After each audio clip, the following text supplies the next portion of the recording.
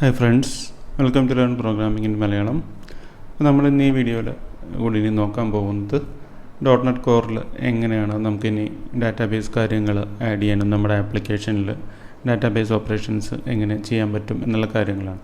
അപ്പോൾ നമ്മൾ ഈ ഒരു സീരീസ് തുടങ്ങിയ സമയത്ത് ഒരു MT പ്രൊജക്റ്റിൽ നിന്നാണ് കാര്യങ്ങൾ ക്രിയേറ്റ് ചെയ്ത് വന്നിട്ടുള്ളത്.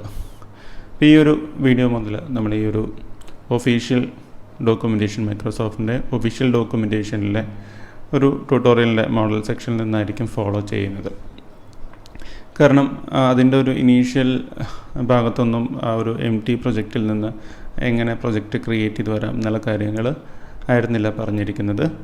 പക്ഷേ ഈ ഒരു കാര്യം മോഡൽ ആഡ് ചെയ്യുന്ന ഒരു സെക്ഷൻ മുതൽ നമ്മൾ ഫോളോ ചെയ്യുകയാണെങ്കിൽ നിങ്ങൾക്ക് ഈ ഒരു നമ്മളിവിടെ വീഡിയോയിൽ കാണിച്ചു തരുന്ന കാര്യങ്ങൾ എന്തെങ്കിലും സ്റ്റക്കൊക്കെ ആവുന്ന സമയത്ത് റെഫർ ചെയ്യാനായിട്ട് ഈ ഒരു ഡോക്യുമെൻറ്റേഷനും റെഫർ ചെയ്ത് ഈ ഒരു വീഡിയോയും കൂടി കണ്ടാൽ കുറച്ചും കൂടി ക്ലിയറായിട്ട് കാര്യങ്ങൾ മനസ്സിലാവുന്നതാണ്. അപ്പോൾ ഈ ഒരു വീഡിയോൻ്റെ ഡിസ്ക്രിപ്ഷനിൽ ഈ ഒരു ഒഫീഷ്യൽ ലിങ്കും കൂടി കൊടുക്കുന്നതാണ്. അപ്പോൾ അത് കൂടാതെ നമ്മൾ ഈ ഒരു കാര്യങ്ങൾ ഇവിടെ നമ്മൾ ചെയ്യുന്ന കാര്യങ്ങൾ എക്സ്പ്ലെയിനും ചെയ്യുന്നതാണ്. അപ്പോൾ നമ്മളിതുവരെ ചെയ്ത ആപ്ലിക്കേഷനിലൊരു ഡിഫോൾട്ട് മോഡലിലാണ് നമ്മളൊരു സ്റ്റുഡൻറ്റിൻ്റെ റെക്കോർഡ്സൊക്കെ കാണിച്ചിരുന്നത്. അപ്പോൾ ഇനി നമ്മൾ റിയൽ ആയിട്ടുള്ളൊരു ഡാറ്റാബേസ് ഓപ്പറേഷൻസിൻ്റെ ആ ഒരു സ്റ്റെപ്പിലേക്കാണ് ഇനി നീങ്ങുന്നത്. അപ്പോൾ ആദ്യം നമ്മളിവിടെ ഒരു പുതിയൊരു മോഡലാണ് ക്രിയേറ്റ് ചെയ്യാൻ പോകുന്നത്. ഈ ഒരു എക്സാമ്പിൾ നിങ്ങൾ നോക്കുകയാണെങ്കിൽ നിങ്ങൾക്ക് കാണാൻ കഴിയും. ഇവിടെ മൂവി എന്ന് പറയുന്ന ഒരു ക്ലാസ്സാണ് ഇവിടെ ക്രിയേറ്റ് ചെയ്തിരിക്കുന്നത്. അപ്പോൾ ആ മൂവി എന്ന് പറയുന്ന ക്ലാസ്സിൻ്റെ ഫീൽഡ്സാണ് ഇവിടെ കൊടുത്തിരിക്കുന്നത്. അപ്പോൾ ഇതിന് റിലേറ്റഡ് ആയിട്ടുള്ള ഫീൽഡ്സ് ആയിരിക്കും നമുക്ക് ഡാറ്റാബേസിൽ കോളംസ് ആയിട്ട് ആക്ച്വലി ക്രിയേറ്റ് ആവുന്നത്. അപ്പോൾ നമ്മൾ ഈ ഒരു മോഡൽ ഇവിടെ ഫസ്റ്റ് ക്രിയേറ്റ് ചെയ്യാണ്. ഈ ഒരു മോഡൽ ഫോൾഡറിൽ നമ്മൾ എടുക്കുകയാണെങ്കിൽ നമുക്കിവിടെ ന്യൂ ക്ലാസ് കൊടുക്കാം. അപ്പോൾ അതിൽ നിന്ന് മൂവി എന്ന പേരിൽ ഒരു ക്ലാസ് ഇവിടെ ക്രിയേറ്റ് ചെയ്യാണ്.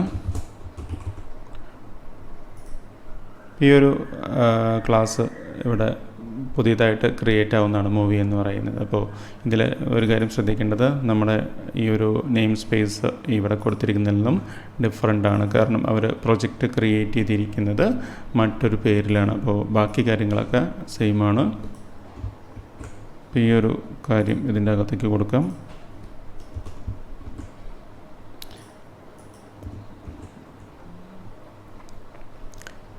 ഇതിൽ ഇനിയും ശ്രദ്ധിക്കേണ്ട ഒരു കാര്യം എന്താണെന്ന് വെച്ചാൽ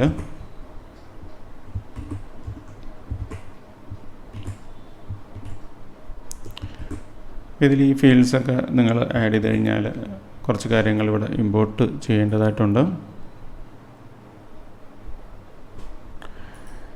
കാരണം ഇത് ഈ ഒരു ഡാറ്റ അനോട്ടേഷൻസ് എന്ന് പറയുന്ന ആ ഒരു കാര്യം ഇതിൽ യൂസ് ചെയ്തിട്ടുണ്ട്. അപ്പോൾ ആ ഒരു അനോട്ടേഷൻസിൻ്റെ ഇമ്പോർട്ട് സ്റ്റേറ്റ്മെൻറ്റ്സും കൂടി വന്നാൽ മാത്രമേ ഈ ഒരു എറേഴ്സ് പൂർണ്ണമായിട്ട് മാറുള്ളൂ. ഈ ഒരു അനോട്ടേഷൻസ് യൂസ് ചെയ്യുന്നത് നമ്മൾ ഡീറ്റെയിൽ ആയിട്ട് പിന്നീടായിരിക്കും പറയുന്നത്. നമ്മൾ ബേസിക്കലി ഒരു ആപ്ലിക്കേഷനിൽ ഫ്രണ്ട് എൻഡിൽ വാലിഡേഷൻസിനൊക്കെ സെറ്റ് ചെയ്യാനായിട്ട് ഈ ഒരു അനോട്ടേഷൻ സിൻടാക്സ് യൂസ് ചെയ്യുന്നതാണ്. അപ്പോൾ ഈ ഒരു ഇതിനെ ബേസ് ചെയ്തിട്ടായിരിക്കും ടേബിളിലെ കോളംസും പലതും ക്രിയേറ്റ് ചെയ്യുന്നതും അത് ഫ്രണ്ട് എൻഡിൽ വാലിഡേഷൻസ് വർക്ക് ചെയ്യുന്നതൊക്കെ. ഈ ഒരു മോഡലാണ് ക്രിയേറ്റ് ചെയ്യുന്നതാണ് ഫസ്റ്റ് സ്റ്റെപ്പ്.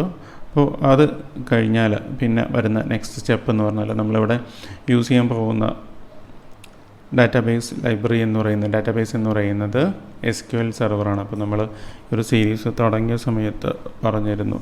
അതായത് നമ്മൾ ന്യൂഗെറ്റ് പാക്കേജ് മാനേജർ യൂസ് ചെയ്തിട്ടാണ് പാക്കേജസ് ഇൻസ്റ്റാൾ ചെയ്യുന്നത്, തേർഡ് പാർട്ടി പാക്കേജസ് ഇൻസ്റ്റാൾ ചെയ്യുന്നത്. അപ്പോൾ അതിൻ്റെ ഒഫീഷ്യൽ വെബ്സൈറ്റാണ് ഈ കൊടുത്തിരിക്കുന്നത്. അപ്പോൾ ഈ പാക്കേജ് മാനേജർ ഇൻസ്റ്റാൾ ചെയ്യാനായിട്ട് നമുക്ക് കമാൻഡ്സ് ഉണ്ട്. അപ്പോൾ ഈ പാക്കേജ് മാനേജർ കൺസോൾ എന്ന് പറയും. അതായത് ഈ ഒരു വിഷ്വൽ സ്റ്റുഡിയോയിൽ നിങ്ങൾ ടൂൾസ് എടുക്കുകയാണെങ്കിൽ നിങ്ങൾക്ക് ഇവിടെ ന്യൂഗെറ്റ് പാക്കേജ് മാനേജർ എന്ന് പറയുന്നൊരു ഓപ്ഷൻ കാണാനായിട്ട് സാധിക്കും. അതിൽ പാക്കേജ് മാനേജർ കൺസോൾ അല്ലെങ്കിൽ അത് എടുത്തു കഴിഞ്ഞാൽ ഇവിടെ ഈ ഒരു കമാൻഡ് ലൈൻ വിൻഡോ ആഡ് ആവുന്നതാണ്. ഇതിലേക്ക് നമുക്ക് ഈ ഒരു കാര്യം ആഡ് ചെയ്ത് കൊടുക്കാനായിട്ട് സാധിക്കുന്നതാണ്. ഇതിൽ ശ്രദ്ധിക്കേണ്ട ഒരു കാര്യം എന്ന് വെച്ചാൽ ഇവിടെ ഇൻസ്റ്റാൾ പാക്കേജ് എന്ന് പറയുന്നത് ഈ പാക്കേജ് മാനേജർ കൺസോളിൻ്റെ കമാൻഡാണ്. അപ്പോൾ അത് കൊടുത്തു കഴിഞ്ഞാൽ പിന്നെ സെക്കൻഡ് പാരാമീറ്റർ എന്ന് പറയുന്നത് നമുക്ക് ഇൻസ്റ്റാൾ ചെയ്യേണ്ട ആ ഒരു കമാൻഡ് ഒരു ഫ്രെയിം വർക്കിലെ ആ ഒരു പാക്കേജിൻ്റെ പേരാണ്. അപ്പോൾ നമ്മുടെ ഈ ഒരു SQL സെർവർ ഇൻസ്റ്റാൾ ചെയ്യാനായിട്ട് ഈ ഒരു നെയിമാണ് ഇതിൽ കൊടുക്കേണ്ടത്. ഈ ഒരു കാര്യം കോപ്പി ചെയ്ത് കഴിഞ്ഞാൽ ഇത് പാക്കേജ് മാനേജർ കൺസോൾ വിൻഡോയിൽ നമുക്ക് പേസ്റ്റ് ചെയ്യാവുന്നതാണ്. ഇത് നിങ്ങളിവിടെ എൻ്റർ അടിച്ചു കഴിഞ്ഞാൽ ഇപ്പോൾ ഇതൊരു റിമോട്ട് റിപ്പോസിറ്ററിയിൽ നിന്ന്, അതായത് ന്യൂഗേറ്റിൻ്റെ ഒഫീഷ്യൽ വെബ്സൈറ്റിൽ നിന്നായിരിക്കും ഈ ഒരു കാര്യങ്ങൾ ഡൗൺലോഡ് ചെയ്ത് വരുന്നത്. ഈ ഒരു ഡൗൺലോഡ് കംപ്ലീറ്റ് ആയി കഴിഞ്ഞാൽ പിന്നെ നമുക്ക് SQL സെർവർ അതായത് ഡാറ്റാബേസ് കാര്യങ്ങൾ നമ്മുടെ ആപ്ലിക്കേഷനിൽ യൂസ് ചെയ്യാനായിട്ട് സാധിക്കുന്നതാണ്. ഇത് ഫസ്റ്റ് ടൈമാണ് ഇൻസ്റ്റാൾ ചെയ്യുന്നതെങ്കിൽ കുറച്ച് ടൈം എടുക്കാനായിട്ട് സാധിക്കുന്നു. അപ്പോൾ ഇത് ഇപ്പോൾ ആക്ച്വലി സക്സസ്ഫുള്ളി കംപ്ലീറ്റ് ആയിട്ടുണ്ട്. അപ്പോൾ ഇനി വേണ്ട നെക്സ്റ്റ് സ്റ്റെപ്പ് എന്ന് പറഞ്ഞാൽ നമ്മൾ ഡാറ്റാബേസ് ഓപ്പറേഷൻസ് സാധാരണ ചെയ്യുന്നത് ഒരു ഡാറ്റാബേസ് കോണ്ടെക്സ്റ്റ് ക്ലാസ് വെച്ചിട്ടാണ്. അപ്പോൾ ആ ഒരു ക്ലാസ് ക്രിയേറ്റ് ചെയ്യുക എന്നുള്ളതാണ് ഈ ഒരു നെക്സ്റ്റ് സ്റ്റെപ്പ്. അപ്പോൾ ഈ കാര്യങ്ങളൊക്കെ നമ്മളൊരു ആപ്ലിക്കേഷനിൽ ഒരിക്കൽ മാത്രം ചെയ്താൽ മതി, പിന്നെ നമുക്ക് ഡയറക്റ്റ്ലി അത് യൂസ് ചെയ്യാനായിട്ട് സാധിക്കും. അപ്പോൾ നമ്മൾ ഫസ്റ്റ് ടൈം ചെയ്യുന്നതുകൊണ്ടാണ് ഈ ഒരു ലോങ് സ്റ്റെപ്പ് വരുന്നത്. അപ്പോൾ നമ്മളൊരു context class, database context class നമ്മൾ നോർമലി ക്രിയേറ്റ് ചെയ്യുന്നത് ഡാറ്റ എന്ന് പറയുന്ന ഒരു ഫോൾഡറിൻ്റെ അകത്താണ്. അപ്പോൾ അതാണ് അതിൻ്റെ ഒരു കൺവെൻഷൻ. അപ്പോൾ നമുക്കിവിടെ ആപ്ലിക്കേഷൻ്റെ അകത്ത് ഇവിടെ ഒരു റൂട്ട് ഫോൾഡറിൽ ഡാറ്റ എന്ന് പറയുന്ന ഒരു ഫോൾഡർ ആഡ് ചെയ്യാവുന്നതാണ്. ഇതിൽ ഡാറ്റ എന്ന് പറയുന്ന ഫോൾഡർ കൊടുത്തു കഴിഞ്ഞാൽ ആ ഡാറ്റ എന്ന് പറയുന്ന ഫോൾഡറിൻ്റെ അകത്താണ് ഈ ഒരു ക്ലാസ്, കോണ്ടെക്സ്റ്റ് ക്ലാസ് നമ്മൾ ആഡ് ചെയ്യേണ്ടത്. അപ്പോൾ ഈ ഒരു കോണ്ടെക്സ്റ്റ് ക്ലാസ് ഇവിടെ ഈ ഒരു എക്സാമ്പിളിൽ ഇവർ മൂവി കോണ്ടെക്സ്റ്റ് എന്ന് പറയുന്ന ഒരു പേരാണ് കൊടുത്തിരിക്കുന്നത്. അപ്പോൾ നമുക്ക് ആ ഒരു പേരിൽ തന്നെ ഇവിടെ ഒരു പുതിയൊരു empty ക്ലാസ് ക്രിയേറ്റ് ചെയ്യാവുന്ന ഡാറ്റ എന്ന് പറയുന്ന ഫോൾഡറിൽ ഈ ഒരു ക്ലാസ്സും കൂടി ക്രിയേറ്റ് ചെയ്യണം. ഈ ഒരു ക്ലാസ് യൂസ് ചെയ്തിട്ടാണ് നമ്മൾ ഇനി ഇതിനകത്തേക്ക് ഡാറ്റാബേസ് കാര്യങ്ങൾ ആഡ് ചെയ്യുന്നതും അല്ലെങ്കിൽ ഡാറ്റാബേസ് ഓപ്പറേഷൻസ് യൂസ് ചെയ്യുന്നതും. അപ്പോൾ അതിലെ ഫസ്റ്റ് സ്റ്റെപ്പാണ് ഇപ്പോൾ ഇവിടെ കംപ്ലീറ്റ് ആയിട്ടുള്ളത്. പിന്നെ ഈ ഒരു കോഡാണ് ഇവിടെ കൊടുത്തിരിക്കുന്നത്. അപ്പോൾ ഈ ഒരു ക്ലാസ് ആക്ച്വലി നമ്മുടെ ഈ DB കോണ്ടെക്സ്റ്റ് എന്ന് പറയുന്ന ഒരു മൈക്രോസോഫ്റ്റിൻ്റെ കോർ ക്ലാസ്സിൽ നിന്ന് ഇൻഹെറിറ്റ് ചെയ്തിട്ടുള്ള ഒരു ക്ലാസ്സാണിത്. അപ്പോൾ അത് ഇൻഹെറിറ്റ് ചെയ്ത് കഴിഞ്ഞാൽ നമുക്ക് ആ ഒരു കോർ ലൈബ്രറിക്കകത്തുള്ള പല ഫീച്ചേഴ്സും ഇതിൽ കിട്ടുന്നതാണ്. അപ്പോൾ അങ്ങനെയാണ്. അപ്പോൾ ഇതിൽ ഇനി നമുക്ക് ആഡ് ചെയ്ത് കൊടുക്കേണ്ടത് ആ ഒരു പാരൻറ്റ് ക്ലാസ്സാണ്, ഇത് DB കോണ്ടെക്സ്റ്റ് എന്ന് പറയുന്ന ക്ലാസ്. അപ്പോൾ ആ DB കോണ്ടെക്സ്റ്റ് ക്ലാസ്സിൽ നിന്ന് ഇൻഹെറിറ്റ് ചെയ്തുകൊണ്ടാണ് നമ്മൾ കോർ ഫ്രെയിംവർക്ക് ഫീച്ചേഴ്സ് യൂസ് ചെയ്തിട്ട് ഡാറ്റാബേസ് ഓപ്പറേഷൻസൊക്കെ നമ്മൾ ഫ്രെയിംവർക്കിൽ ചെയ്യുന്നത്. അപ്പോൾ അത് ആഡ് ചെയ്യുന്ന സമയത്ത് കുറച്ച് ഇമ്പോർട്ട് സ്റ്റേറ്റ്മെൻറ്റ്സും കൂടി നമുക്ക് കൊടുക്കണം. അപ്പോൾ അതും കൂടി കൊടുത്താൽ മാത്രമേ ആ ഒരു DB കോണ്ടെക്സ്റ്റ് ക്ലാസ് വർക്ക് ചെയ്യുള്ളൂ. അപ്പോൾ ഇത്രയും കാര്യങ്ങൾ നിങ്ങൾ ഈ ഫയലിൽ ആഡ് ചെയ്ത് കഴിഞ്ഞാൽ നമുക്കൊരു കറക്ഷനുണ്ട്. അതായത് നമ്മുടെ ഈ ഒരു നെയിം സ്പേസിൻ്റെ നെയിം ഡിഫറെൻ്റ് ആണ്, കാരണം നമ്മൾ പ്രൊജക്റ്റ് ക്രിയേറ്റ് ചെയ്ത് വേറൊരു നെയിമിലാണ്. അപ്പോൾ ആ ഒരു കാര്യം കൂടി കറക്റ്റ് ചെയ്ത് കഴിഞ്ഞാൽ നമ്മുടെ ഈ ഒരു DB കോണ്ടെക്സ്റ്റ് ക്ലാസ് കംപ്ലീറ്റ് ആവുന്നതാണ്. ആക്ച്വലി ഈ ഒരു ക്ലാസ് ക്രിയേറ്റ് ചെയ്താൽ നമ്മുടെ ആപ്ലിക്കേഷനിൽ ഓവറോൾ ഈ ഒരു കാര്യം എനേബിൾ ചെയ്യണം. അപ്പോൾ അത് എനേബിൾ ചെയ്യണമെങ്കിൽ നമ്മൾ ഇനീഷ്യലി പറഞ്ഞിരുന്നു, ഈ ഒരു കാര്യം എനേബിൾ ചെയ്യണമെങ്കിൽ നമ്മൾ നമ്മുടെ മെയിൻ ഫയൽ, അതായത് startup.cs എന്ന് പറയുന്ന മെയിൻ ഫയലിൽ ഈ ഒരു കാര്യം ആഡ് ചെയ്ത് കൊടുക്കണം. നമ്മൾ പുതിയ സർവീസസും കാര്യങ്ങളും എനേബിൾ ചെയ്യുന്നത് startup.cs എന്ന് പറയുന്ന ഫയലിലാണ്. അപ്പോൾ ആ ഒരു ഫയലിൽ നമ്മൾ ഈ ഒരു കാര്യം ഡാറ്റാബേസ് കോണ്ടെക്സ്റ്റ് ക്ലാസ് എന്ന് പറയുന്നത് എനേബിൾ ചെയ്ത് കൊടുത്താൽ മാത്രം ഈ ഒരു കാര്യം കറക്റ്റായിട്ട് വർക്ക് ചെയ്യുള്ളൂ. അപ്പോൾ അതിൽ നമ്മൾ ഈ ഒരു ഹൈലൈറ്റഡ് സെക്ഷൻ കോഡ് അവിടെ ആഡ് ചെയ്യുന്നതാണ്.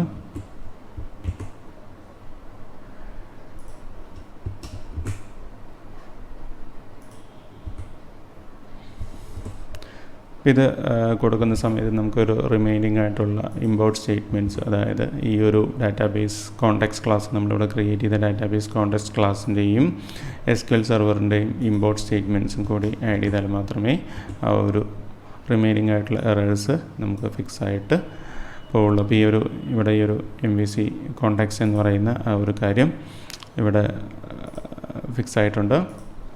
അപ്പോൾ ഇതിൽ ഈ ഒരു ഡാറ്റ എന്ന് പറയുന്നത് നമ്മുടെ ഈ ഒരു MVC മൂവി കോണ്ടാക്ട്സ് യൂസ് ചെയ്യുന്നതല്ല. നമ്മുടെ ഈ ഒരു ഡാറ്റ എന്ന് പറയുന്നത് വന്നിരിക്കുന്നത് നമ്മുടെ നെയിം സ്പേസ് learn.net core എന്ന് പറയുന്ന നെയിം സ്പേസിൽ നിന്നാണ്. അപ്പോൾ ആ ഒരു എറർ നമുക്ക് മാനുവലി ഫിക്സ് ചെയ്യേണ്ടതായിട്ടുണ്ട്.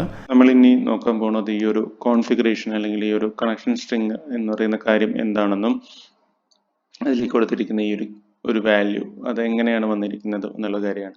ബേസിക്കലി നമ്മൾ ഈ ഒരു കണക്ഷൻ സ്ട്രിങ് യൂസ് ചെയ്യുന്നത് നമ്മുടെ ആപ്ലിക്കേഷനിലെ ഈ ഒരു ആപ്പ് സെറ്റിംഗ്സ് എന്ന് പറയുന്ന ഈ ഒരു ഫയലിലെ കുറച്ച് വാല്യൂസ് നമ്മൾ പ്രോഗ്രാമിങ്ങിലേക്ക്, അതായത് നമ്മുടെ ആപ്ലിക്കേഷനിലേക്ക് ആക്സസ് ചെയ്യാനായിട്ടാണ് കുറേ സെറ്റിംഗ്സ് വാല്യൂസ്. അപ്പോൾ ഈ ഒരു കോൺഫിഗറേഷൻ നിങ്ങളിവിടെ നോക്കിക്കഴിഞ്ഞാൽ നമ്മളിവിടെ ഒരു കാര്യം, ഒരു കൺസ്ട്രക്ടർ ഇവിടെ ആഡ് ചെയ്തിട്ടുണ്ട്. അപ്പോൾ അതിലൊരു കോൺഫിഗറേഷൻ എന്ന് പറയുന്ന ഒരു ഇന്റർഫേസിന്റെ ടൈപ്പാണ് ഈ ഒരു വേരിയബിൾ നമ്മൾ സെറ്റ് ചെയ്തിട്ടുള്ളത്.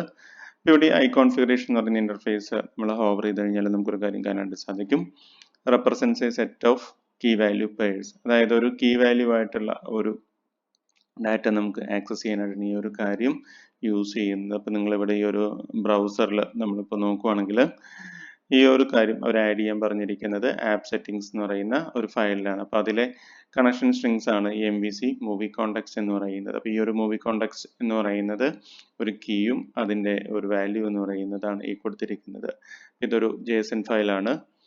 ഇതിൽ വാല്യൂ ആയിട്ട് കൊടുക്കുന്നത് കണക്ഷൻ സ്ട്രിങ് ആണ്. അപ്പോൾ നമ്മൾ ലോക്കൽ ഡെവലപ്മെന്റ് എൻവയോൺമെന്റിൽ SQL സെർവർ ലോക്കൽ DB ആയിരിക്കും കൊടുക്കുന്നത്.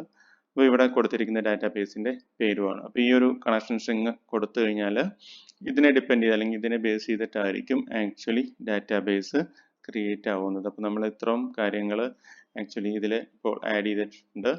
അപ്പോൾ ഇത് എല്ലാം നിങ്ങൾ ചെയ്ത് കഴിഞ്ഞാൽ, അപ്പോൾ ഈ ഒരു വീഡിയോയിൽ നമ്മൾ തൽക്കാലം ഇത്രയും കാര്യങ്ങളെ നോക്കുന്നുള്ളൂ. ഇത് കറക്റ്റ് ആണോ എന്നൊക്കെ ചെക്ക് ചെയ്യണമെങ്കിൽ നമുക്കിപ്പോൾ ഔട്ട്പുട്ട് ഒന്നും കാണാനായിട്ട് സാധിക്കില്ല. പക്ഷേ ഈ ഒരു ബിൽഡ് പ്രോസസ്സ് നിങ്ങളൊരു സെർവർ റൺ ചെയ്യാൻ നോക്കിക്കഴിഞ്ഞാൽ അത് സ്റ്റാർട്ട് ആയിട്ടുണ്ടെങ്കിൽ, അത് നമുക്ക് കഴിഞ്ഞ വീഡിയോയിൽ വന്നപ്പോൾ ജസ്റ്റ് ഒരു സ്റ്റുഡൻസിൻ്റെ ഒരു ലിസ്റ്റ് വന്നിട്ടുണ്ടെങ്കിൽ അതിനകത്ത് നമ്മൾ ഈ ചെയ്ത സ്റ്റെപ്സ് എല്ലാം പ്രോപ്പറായിട്ട് വർക്ക് ചെയ്തിട്ടുണ്ട്. അതിൻ്റെ ബിൽഡിൽ എറേഴ്സ് ഒന്നും ഇല്ല എന്നുള്ളതാണ്. അപ്പോൾ നെക്സ്റ്റ് സ്റ്റെപ്പിലായിരിക്കും നമ്മൾ ആക്ച്വൽ ഡാറ്റാബേസ് ക്രിയേഷനും ഡാറ്റ ആഡ് ചെയ്യുന്നത്, അല്ലെങ്കിൽ അങ്ങനത്തെ കാര്യങ്ങളൊക്കെ നമ്മൾ അടുത്ത ഒരു വീഡിയോയിലായിരിക്കും നോക്കുന്നത്. അപ്പോൾ നമ്മൾ ഈ ഒരു കോഡ് ആക്ച്വലി ജിറ്റ്ഹബിൽ ആഡ് ചെയ്യുന്നതാണ്. അപ്പോൾ അതിൻ്റെ ലിങ്കും കൂടി ഒരു കണ്ടന്റ് സെക്ഷനിൽ കൊടുക്കുന്നതാണ്. അപ്പോൾ നിങ്ങൾക്ക് ഈ ഒരു കാര്യം ഇവിടെ ഈ ഒരു ഒഫീഷ്യൽ ലിങ്കിലും റെഫർ ചെയ്തിട്ടും പിന്നെ നമ്മുടെ ഒരു കോഡ് റെഫർ ചെയ്തിട്ടും പഠിക്കാവുന്നതാണ്. അപ്പോൾ കൂടുതൽ കാര്യങ്ങൾ അടുത്ത വീഡിയോയിൽ പറയാം.